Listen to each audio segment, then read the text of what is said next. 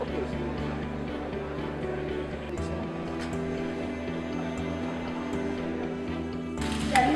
har fået en ny regering. Jeg er socialordfører, jeg er kulturordfører, så er jeg IT-ordfører og kirkeordfører.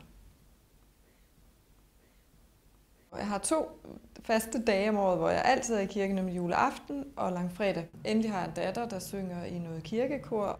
Så jeg er vel i kirke sådan en 8-10 gange om året eller sådan noget. Det er helt klart valgt ud fra et personligt interesseområde. Jeg er uddannet religionslærer og har arbejdet og undervist i religion i 6-7 år i folkeskolen. Altså, jeg er bestemt ikke nogen teknisk vidunder, det må jeg sige. Så jeg har ikke valgt det, fordi jeg har styr på teknikken. Ja. På en eller anden måde. Det forstår jeg godt, du siger.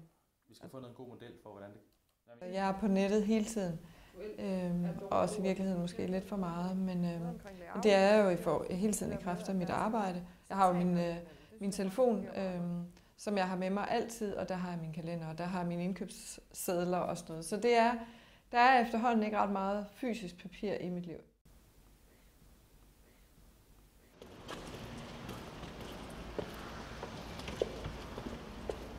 Hej, jeg har en aftale med ministeren. Jeg går meget på museer, jeg går i teatret, jeg går i biografen, jeg læser bøger. Altså, jeg elsker kultur, og indimellem så meget af mine unger siger, ej, vi gider simpelthen ikke på museum den her weekend. Det var et rigtig fint møde. Vi fik diskuteret, og det var sådan en fri tone, og vi kunne få lov til at sige, hvad vi ville, og vi kunne sådan lige få lov at få afstemt, hvad tænker ministeren, og hvad tænker jeg, og meget uformelt. Altså meget af det, der foregår i Folketingssalen, når vi er hårde ved hinanden, det er jo også et spil. Det handler om at få gjort rede for sine holdninger, men det er jo ikke det samme som, at man bagefter ikke kan hygge sig med nogen, som man er uenig med. Og nu er det sådan i politik, at rigtig mange, eller faktisk de allerbedste aftaler, de indgås jo i korridorerne, som man siger, netop over en kop kaffe, eller hvor man sidder i en sofa og får en snak. Altså jeg vil meget, meget gerne bede om en sofa. Som ny, som jeg er lige nu, og det er vi rigtig mange nye radikale, og vi bruger selvfølgelig hinanden, fordi vi er jo hinandens kollegaer.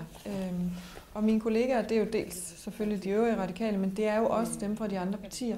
Og derfor er det sociale liv enormt vigtigt. Jeg har aldrig syntes, at 2 timer fra Kolding til København var langt væk. Så jeg har været her rigtig meget. Men jeg synes, at København er en rigtig dejlig by, og nu skal vi så finde ud af, hvor vi skal bo henne.